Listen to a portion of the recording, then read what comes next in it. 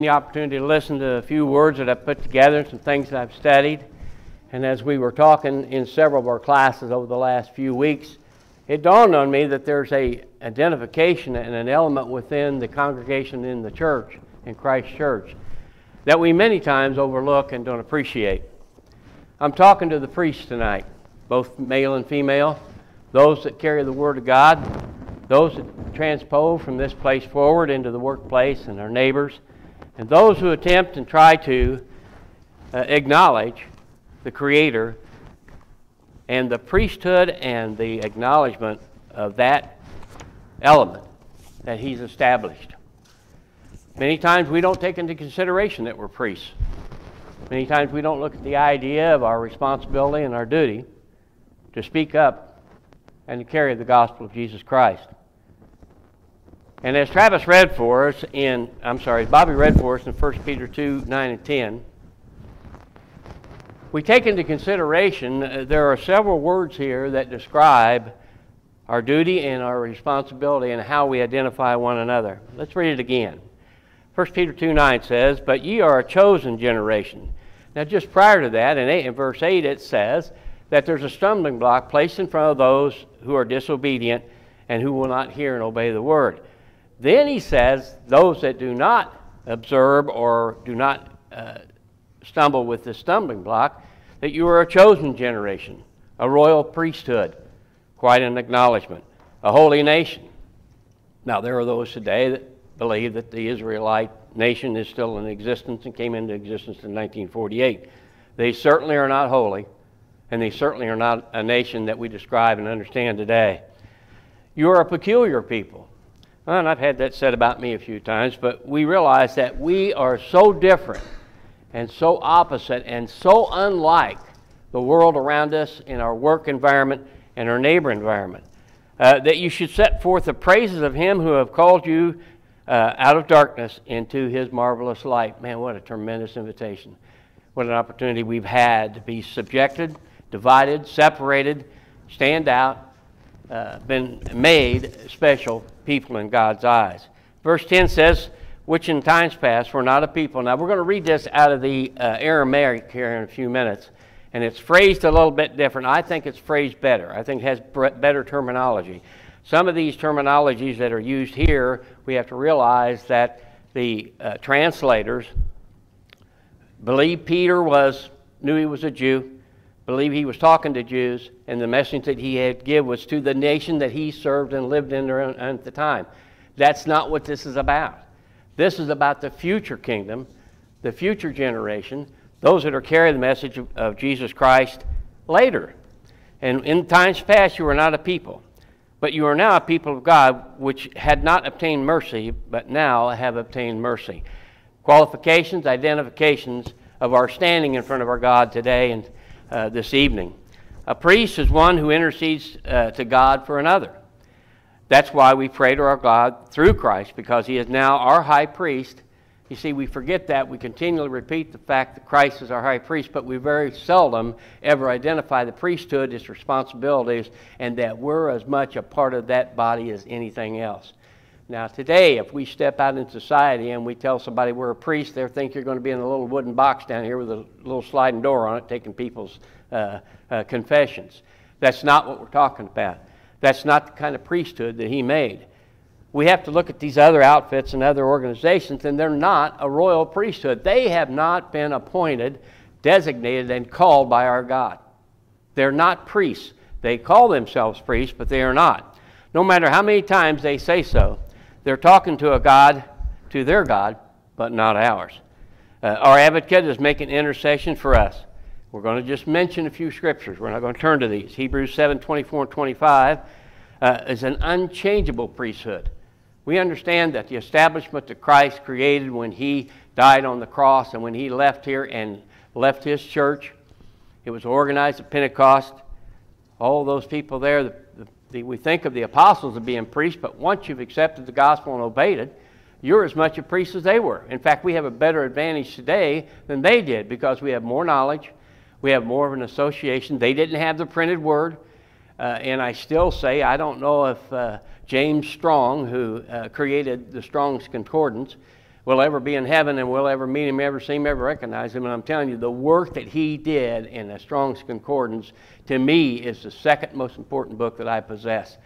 He has given us the opportunity to see what a Scripture is by name and title, by chapter and verse, by identifying whether it's the Hebrew or the Greek, and what a tremendous service he has done to the cause of Christ. But we're an unchangeable priesthood. Once that has been established, nothing you and I can do to change it, do about it. Christ wouldn't let that happen anyway. 1 John 2, 1 and 2, he's our advocate and our propitiation for our sins. He's our messenger who carries our message to the message receiver. I don't think we realize that we're a megaphone, we're a spokesman, we're a mouthpiece. The things that we say are carried to the Father and to the master, the message receiver. Establishes our standing and our responsibility of our occupation as priests. We don't approach our life today in a fashion that's a job 9 to 5. Nope, 24 hours a day, 7 days a week. That our occupation as priests has been established and laid down in the book for us. The Levitical priesthood was separate from the rest of the tribes. They owned no property. They were taken care of and fed and provided for all their needs by the other tribes. And we're commanded to be holy and separate from the world. There's a relationship there that I'm going to try to make between the Old Testament priests and the New Testament priests. 2 Corinthians 6:17, the old priesthood was required to be a sound body and free of deformity. What are we commanded? In 1 Thessalonians 5:21, 22 says, keep your body pure. The consecration of the priests is offered in Exodus chapter 29. If you want to go through that, go back and read chapter 29 of Exodus, and it pretty much lays out most of the requirements and most of the standing that was made. And we realize that when Moses, brother Aaron, was established as the first Levitical high priest, we understand that that order was established then. Wasn't changed, wasn't added to, wasn't subtracted from. It's not our fault today that those priests didn't follow the program.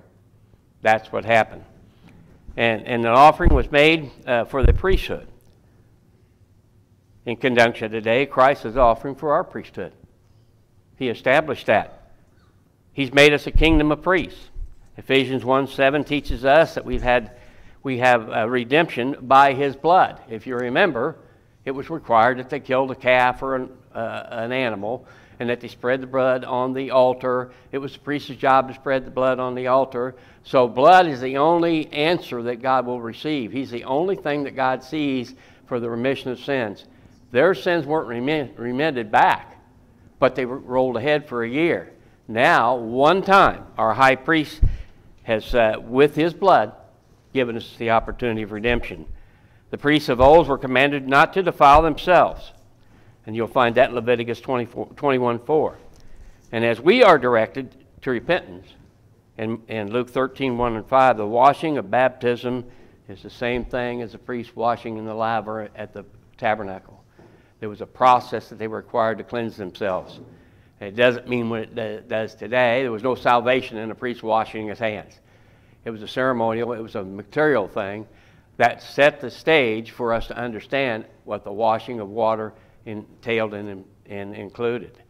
But because Christ has, in our stead, has stood before us, we emulate him by that. The burial in the water and the resurrection is the same thing that we see in baptism. Now, Exodus 40:12 through 15, the wearing of a holy white garment is the same as the white garments that are established and predicted and established in Revelation 19:7 and 9. Priests serve God in the holy place in Hebrews 9:6. And we serve our God by teaching the gospel where God resides now. God doesn't reside in block buildings. He resides in the hearts of men. So by teaching the gospel to the hearts of men, we have entered the holy place. We have entered the place where God intended. This is the biggest mistake that this guy down here in Stewart makes when he takes the children out in the yard and lets them roll Easter eggs. He has entered the sanctuary.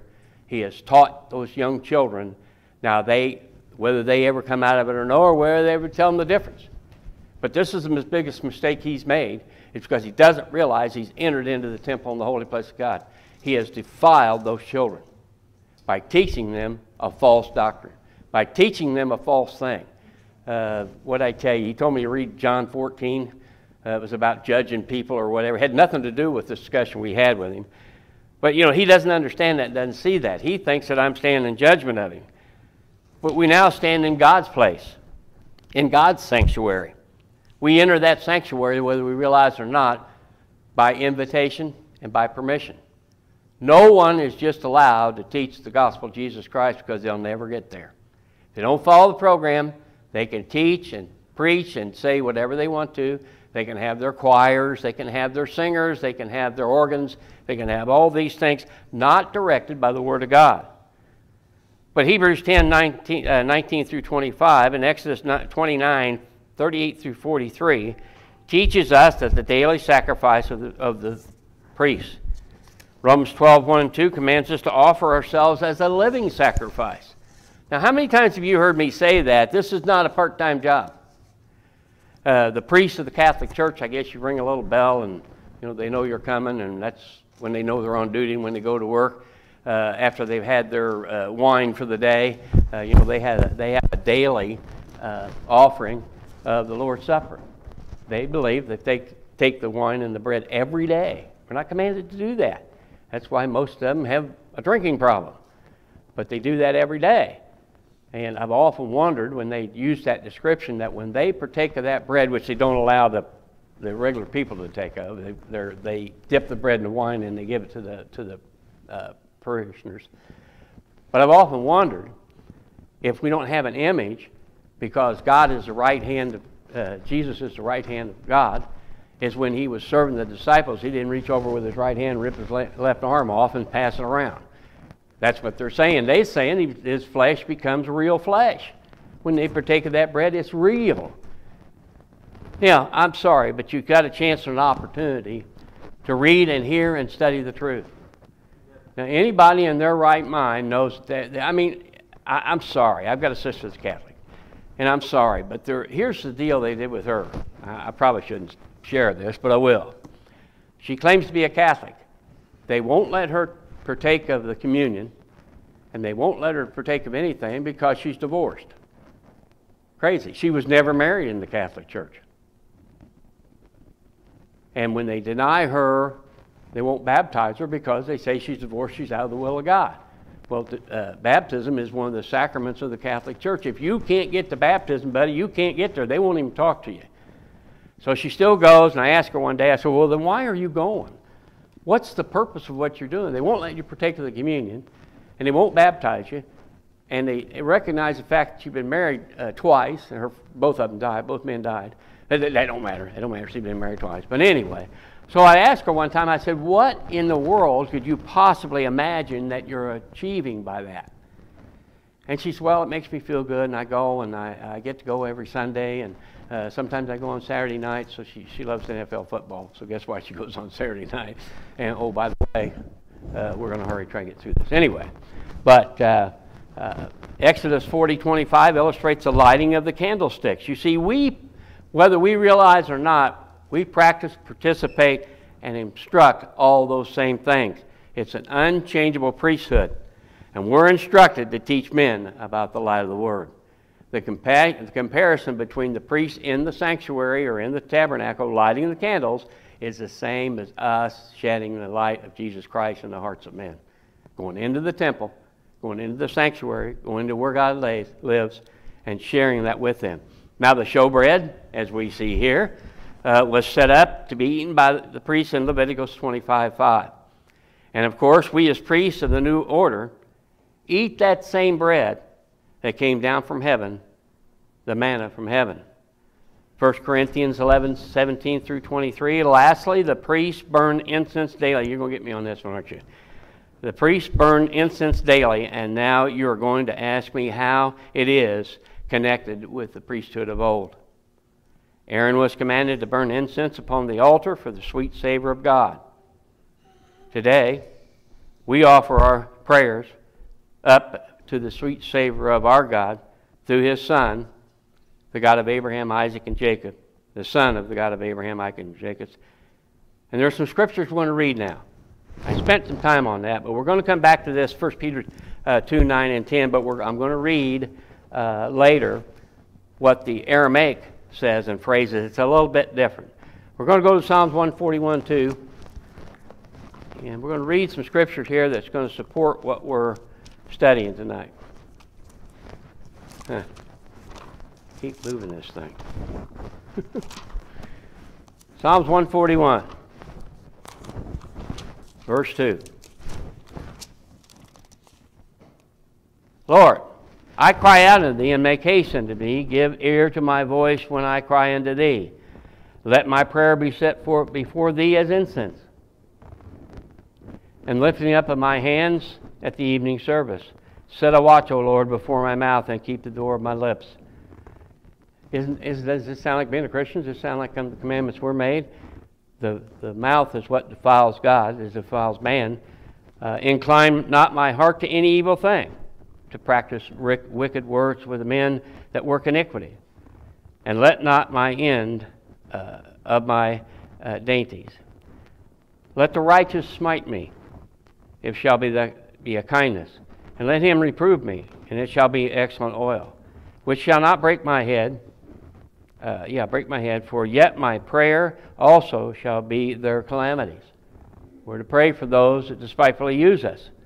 That does not sound like a command and direction for us. And we realize that as David is portraying this, there's two things about the Psalms. It's either talking about Christ or it is Christ. And it took me a long time to realize and understand the fact that these are not just songs that David wrote.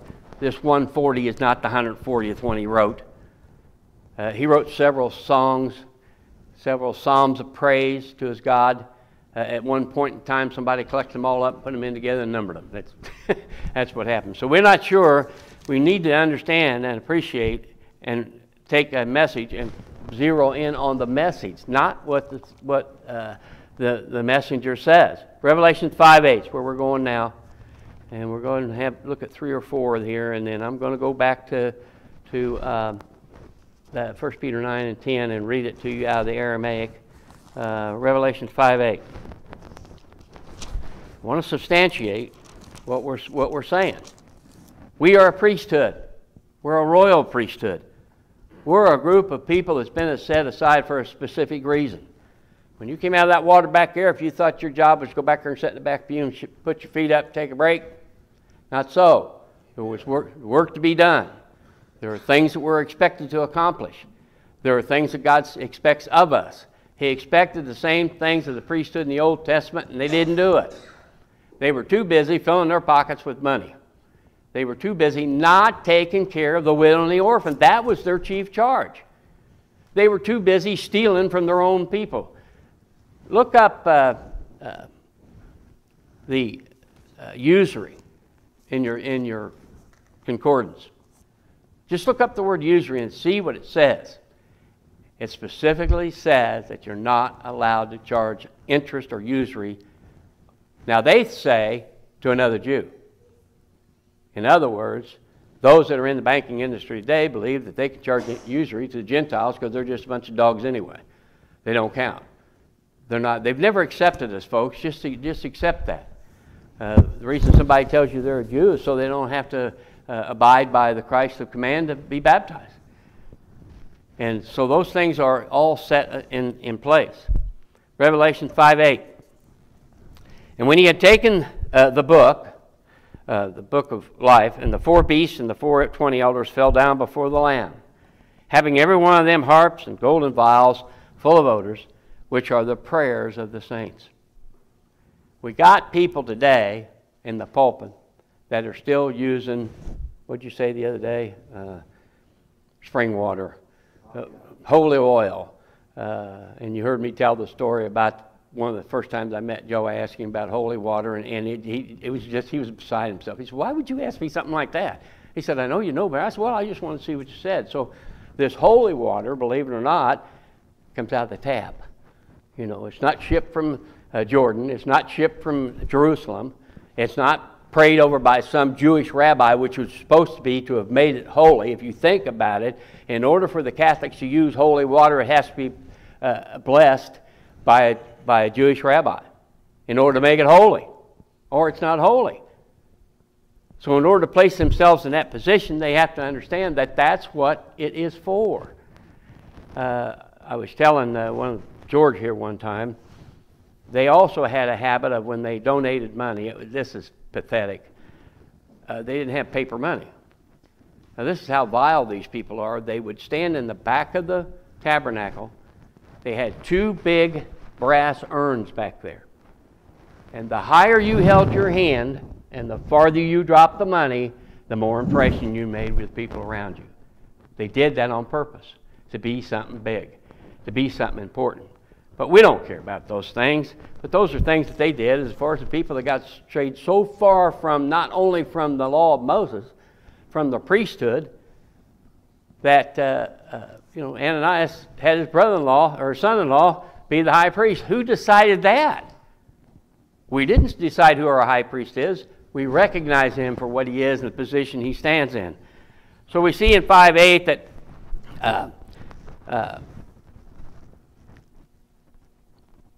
the elders fell down before the Lamb, having everyone harps and golden vials and full of odors, which are the prayers of the saints. We need to understand the holy oil today as the prayers of the saints.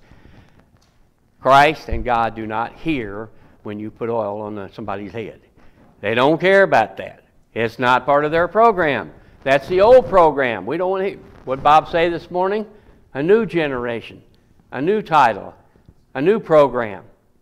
The whole thing was done away with when the temple was destroyed with the animal sacrifice. That's where the Jew lost everything. And it had happened, if you remember, the curtain was rent in two as Christ died on the cross. At his death, the new order came. There are those that will not give that up. They still believe the law of Moses is still in effect. And I said this to one of the female bus drivers that I work with, great lady, good personality. I said, I want you to show me, in front of a Catholic guy, by the way, I said, I want you to show me where the law of Moses saved one soul. Silence. Complete silence. All right, Revelations 8:3 and 4, and we're going to get done here in a few minutes. Revelations 8:3 and 4 says this. And another angel came and stood at the altar having a golden censer. Had to be full of prayers. And there was given unto him much incense, much prayers. And he should offer it with it, the prayers of all the saints upon the golden altar which was before the throne. So we have a power and an influence that no one else has. Our prayer life and our relationship and our discussion and our communication with our God makes us stand beyond anyone else, beyond any acclamation or any proclamation or any declaration that any priest, preacher, minister, holy guy, whatever you want to say, Buddha, one of them, I like him. By the way, Buddha wasn't a real guy anyway, but it doesn't matter. It's what God hears, recognizes, and accepts and appreciates. Now the prayers of the saints upon the golden altar which was before the throne, and the smoke of the incense which came from the prayers of the saints. I'm sorry, guys, can't get any simpler than that. I don't know how else to say it. I don't know how else to prove my point and to bring the thing forward of how important prayer is in our lives. Every day, every minute, for the perfecting of the saints, which came to the prayers of the saints, ascended up before God out of the angel's hand. This stuff's in heaven. It's in God's domain. It's before the throne. Your prayers are heard. When we read that we're a peculiar people and a special people, that's what that means. Quit trying to get the idea that these people in these other organizations who try to convince you they're your equal. They are not. Their prayers are not heard. Their oil might be spread a little thinner than yours or whatever, but their prayers are not heard. They don't have a direct communication with our God. I'm sorry, they just don't. They think they do, but praise God, we know through His Word what the program is. Now we're going to go to Ephesians 6:18, and we're going to read one more I wanted to get some of these established so that we understand that the incense that is burnt, the voice that raises up, are our prayers, and we're the only ones that can hear that. We're the only ones that God hears that. Sorry, well, I'm having a terrible time tonight. I moved it again. Okay. I'm sorry. Ephesians 6:18 is where we're going. Ephesians 6:18 says this: praying always with all prayer and supplication in the Spirit. Now, the conversion of anyone outside baptism, outside putting on a new cloak and the new man and becoming a new creation, outside of that, there is no communication. Praying always with all prayer and supplication in the Spirit. A Methodist cannot pray in the Spirit. I'm sorry. A Baptist can't. A Nazarene can't. A Jehovah's Witness, they cannot pray in the Spirit because they haven't obeyed the gospel and done what was told. They haven't followed the order of things. And I said this a while ago, they worship and pray to their God. That's true. And like I told Sandy's brother, his God isn't my God. Click. Click, hung up. Couldn't take it. And praying always in the Spirit, and watching thereafter for all the preservance and the supplication of all saints. We are to pray for one another and each other. First, pray for the church, the congregation, the assembly, our brothers and sisters, and then if we've got someone, and we don't do this, then if we've got someone in our family that's close that we've taught the gospel to, have heard, then if there's someone that's sick, like Mike's been sick, we put him first. But this idea of sharing the communication with our God for other peoples, to have the compassion and the love of our fellow man, speaks volumes to those other men, the other women. The kindness and the love and the softness that we experience and that we translate to one another probably won more souls than anything. Than the yelling and the screaming and the get back in the corner and the hooping and hollering and the talking in tongues and all that. And, I had a real great experience. And I now see that it was a positive experience. When I was about 8 years old, we were down in Kentucky visiting relatives.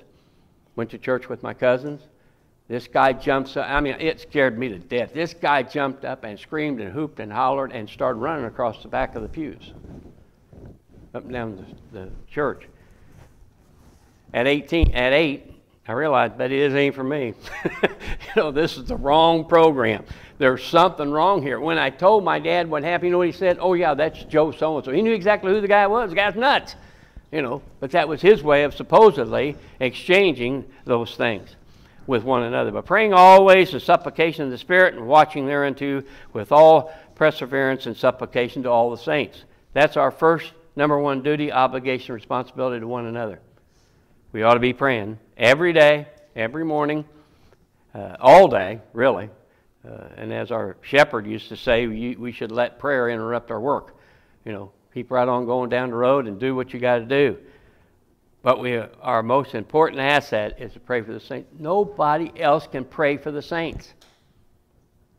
I'm sorry. A Methodist can bark all he wants, and they can talk in tongues, and they can do as many different things as they want to do, but it's not working. It don't get there. So what I want to do is I want to go back to 1 Peter 2:10, and I'm going to read to you what the Aramaic says. And the reason a while back I told you that I wasn't sure about the Aramaic, I'm pretty sure that it's what it is and what it's supposed to be. But the reason that I withhold judgment is because we can check this book against other writings, but you can't check the Aramaic. It's either right or it's wrong. We have nothing to compare it to. If we pick this book up here, it's not exactly the way the Aramaic is. Let me read 1 Peter 2, 9 and 10, the way the Aramaic reads. But now you are a chosen people, not a chosen generation. You see, the people that translated that were relating Paul to the Jewish people. That's what they were doing. Ministers to the kingdom. Ministers to the kingdom. A holy people. A congregation redeemed. To proclaim the glories of Him who has called you out of the darkness to His marvelous light. You who in the past were not considered a people, but who are now are the people of God. Can we appreciate that? We weren't a people before, but now not the genetic connection between those of Abraham's seed. We are now God's people, the people of God, who had not obtained mercy, but who now have mercy poured out upon them. There ain't a Methodist going to be there, bud. Nazarene, Baptist, ain't one of them going to be there because they haven't had any of God's mercy poured out on them because they're rebellious. They deny. Verse 9 says, not that you're a chosen generation, but the Aramaic says, but you are a chosen people. To me, that makes a big difference. There's a slight difference in some of the things and some of the words that are used in the Aramaic. In verse 9, it also says that you're a royal priesthood. But the Aramaic says you're ministers to the kingdom. I think it's a better phraseology. I think it gives us more power, more concentration, more ability to concentrate on what we're supposed to be doing. We're ministers to the kingdom. Take up your mitre, take up your incense, offer your prayers, dedicate yourself, hold yourself holy and separate from the world, that we might be the representatives of our Christ that we say that we are. And verse 9 also says that you are not a holy nation. But the Aramaic says you're a holy people. There's a difference. Verse 9 also says that you are a peculiar people. Now that word peculiar doesn't appear in the Aramaic. It's not even in the original translation. It's a word they used, a synonym they used in place of what they were trying to express. So we're not a peculiar people. We are a congregation of redeemed. Peculiar denotes the movement into something. So if you're a peculiar people, you've moved into something. You're not where you were. You're not standing in the same place. You've moved forward. To be a peculiar people, you've moved into something. It's a verb, not a noun. That's the way they use it as a title. We're not peculiar in the sense that we're a title. We're peculiar in the sense that we have moved into a different area. We've gone beyond that. It denotes movement. It's a verb. Now you hear the preachers today, you probably won't hear them say that. But it says that we should show forth His praises. But the Aramaic says to proclaim the glories of God. To me, that's a better deal, to proclaim the glories. The King James says that we're called out of darkness.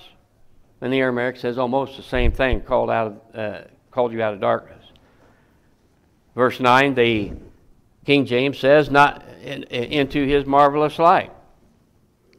And the Aramaic says the same thing. We're called into His marvelous light. Verse 10 says, you were not considered a people in times past. I'm not so sure about that. And the subject I almost changed over tonight was what you preached on this morning, to connect the fact of faith. I don't want to run that. I don't want to run that one. I'll challenge you with this. Was when Cain and Abel offered sacrifice, did they just wish it? Was there some labor and work involved? Did they not have to prepare an altar? Did they not have to do? Weren't they told and instructed how to do it? When Noah built the ark, he had such great faith it built itself. No, he had to do the labor himself and his sons. You know, they didn't have nails back then. They had, I'm from Indiana, and we have a lot of Amish there, and they make a lot of wood things with tapered dowels. In fact, I had a barn that was made out of that. Instead of nailing things together, they drive these tapered dowels in there and hold the wood and the beams together. But all Noah had to do was have faith. That's all they had to do. Hey, God, here you are. It's your idea, buddy. Here we go. You know, did Abraham have faith enough with Isaac? Hey, it's your deal, man. You're the guy that's going to kill him. It ain't my job. You gave him to me. Now you're going to take him back. Was there an altar prepared? Sure there was. Was there work to be done? Sure there was. Was there enough faith there for Abraham to raise the knife and begin to proclaim his obedience to his God? All through the New Testament. I want to say this again. The order of Melchizedek, Abraham shared bread and wine with Melchizedek. There's two orders there in that Old Testament. One of them is the order of faith. That's what we are the children of. But you still have to work. You still have to go on. You still have to accomplish things. Nobody waves a magic wand. You don't get to say, I believe, which is what most of them do. And they think because they say, I believe, it's automatic. Here it is, you know. But let's think about all the things that happened in the Old Testament. Naaman was told to go baptize himself. Well, not baptize, but go wash himself 7 times. Well, if I was him, hey, it's your deal, you do it. I'm not going over there. Why would I do that? He had a work to do and perform. I guarantee you, had he not done the work and performed what he was told to do, he would have died a leper. And all those examples of the Old Testament, the physical examples, tell you that all of those people were people of faith. They want to continue to claim the genetic connection with Abraham, never identifying him as a man of faith. Never. That's the seed that we inherited. That's the spirit of the seed of Abraham that we are. That's the proclamation that was made in the Old Testament by physical examples. That's the proclamation that's carried into the New Testament. That's what the priests of today are required to do, is to show that element with works, by accomplishing something, with works, with your faith, to show who and what we are. If we don't do that, we're liars. If we let that go by, we have denied our God and denied the program and the plan that we've said we've accepted. Now we're getting ready to close. I think Bob's got a song picked out. But I'm ready to close. But we know that no matter what anybody says, or whatever their claim to fame is, if they don't follow the program, you got to be baptized. And if you're not, you're damned. Mark 16:16. I mean, I don't know how else to say it. It's so simple. It's so easy for us to understand now that we're in the kingdom. And that's the message of the kingdom. Now that we're in the kingdom and we have the opportunity to show that to others. If we don't do that, we've failed our job. We have failed as a priest. Let's sing, Bob. I heard an Old story